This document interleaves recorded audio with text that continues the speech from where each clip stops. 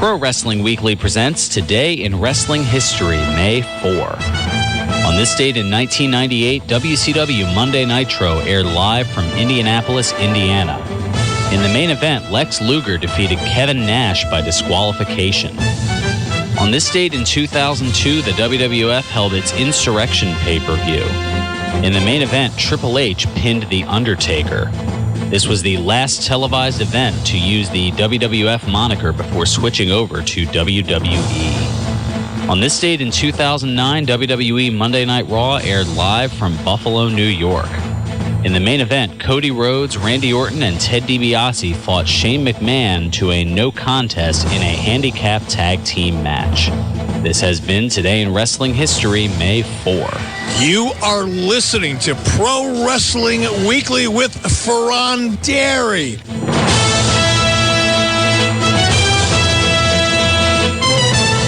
Welcome back to Pro Wrestling Weekly here on 1490 WBCB and online at WBCB1490.com. Fearon Dairy here with you, bringing you some quick hits, news, and notes. Another week, another movie with Rock at the top. Pain and Gain racking up $20 million at the box office in its opening weekend, making it the top film at the North America box office, of course, starring The Rock and Mark Wahlberg.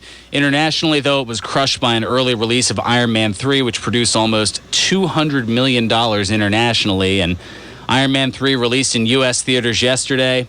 Starship Matt already saw it. It's good stuff. Recommend it, absolutely. And that means that The Rock might be feeling more pain than gain in this week's box office results. Just throwing that out there. And a permanent broadcast change to Raw? Well, no, Raw isn't going back to 2 hours. Wishful thinking, right? Jim Ross noting in his blog a change to the broadcast team. Quote, looks as if the trio of Michael Cole, Jerry Lawler, and JBL will be the permanent Monday night broadcast team, or so it seems. I think that's a good idea with the flagship broadcast now being 3 hours long. Guest color commentators also don't hurt the presentation, as it provides the talents the opportunity to expose their personalities in a different forum. And feel free to call it a comeback. Former ECW champion Justin Credible, PJ Polacco, older school fans like me remember that brief period of him as the Portuguese man of war Aldo Montoya, announcing that he is making a full-fledged comeback. He noted that he is going to give it his best shot to get in the pro wrestling business on a full-time basis, saying, quote, it's about the desire, the reason I got into this business, the need for entertaining fans. I really believe at 39 I could get a full-time gig with one of the wrestling companies. What I mean by that is, do I think I could be on Monday Night Raw on a weekly basis? No, I'm not kidding myself or anyone else. I just feel that with 20-plus years in the business, I could be of service to help younger talent. Justin stating in his YouTube video that he's closing in on being sober for 6 months following going into a WWE-sponsored rehab session. So, kudos to Justin Credible. Yeah, definitely. Go for it. Rey Mysterio update. Picture was posted on Twitter from this past Tuesday's Hulu Upfront event. Rey Mysterio and Sergeant Slaughter were at the event representing WWE. Mysterio not advertised for any TV dates in May. He's been out since March with a knee injury. But while Mysterio isn't coming back, The Miz, he is. WWE advertising The Miz for this Monday's Raw in Roanoke, Virginia. Miz was away filming the ABC Family movie Christmas Bounty, co-produced by ABC Family and WWE Studios. A bit of a smirk on the face of Starship Matt. Not a big Miz fan, or just the whole ABC Family? These movies. The Christmas time, I stick with the Tim Allen, the Santa Claus. That's the one, and A Christmas Story. You know, you do the classic, and then you do the kind of newer school. These total new school ones they're all failures. Oh, true. Home Alone doesn't really have the staying power that they thought it would, going back to, like a year before you were born. That was a big deal when I was like 9. You ever seen Home Alone 3? No, I stopped at 2. It leaves I stopped at 2 with Tim Curry.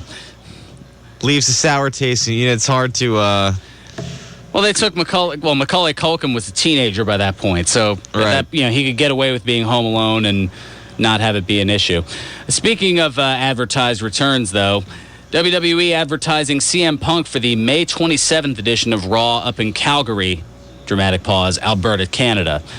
Punk listed on the WWE live events page for the Calgary event, as well as the following week's Raw in Hartford, Connecticut.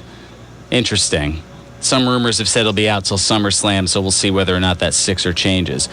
There's a new WWE house show format starting this month. The WWE Raw and SmackDown branded house shows will wrap up May 26th. Starting May 31st, WWE house shows are all listed as WWE Live rather than Raw or SmackDown shows. So you'll have to look at the talent advertised to see whether it's the A crew or the B crew.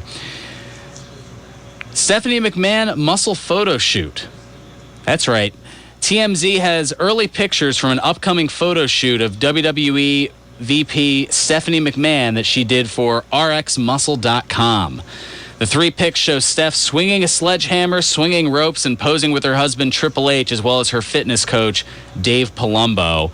And for 36 years old and having had 3 kids, she's more jacked than I am. And this is even after starting the DDP yoga thing. Go figure. Speaking of jacked, Batista shooting down some rumors.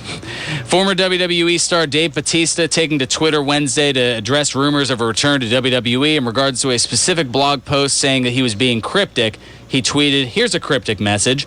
I'm focused on movies now. No MMA anytime soon. No WWE plans either, but not opposed. Hopefully my fans support me." And I mentioned Triple H a minute ago. He wins a medal award this past week. He was named the most metal athlete at the Revolver Golden Gods Awards on Thursday. Metal is in like heavy metal, rock. Yeah. Okay. Triple H didn't attend the ceremony, but he did send in a video and joke that he was in Germany filling in for Chris Jericho with his band Fozzy. Jericho once again served as the host of the award show. The other nominees were Tom Crabtree of the Green Bay Packers, Tanner Faust of the X Games, MMA fighter Clay Guida, skateboarder Jeff Rowley, and Major League Baseball player for, I believe, Anaheim, C.J. Wilson.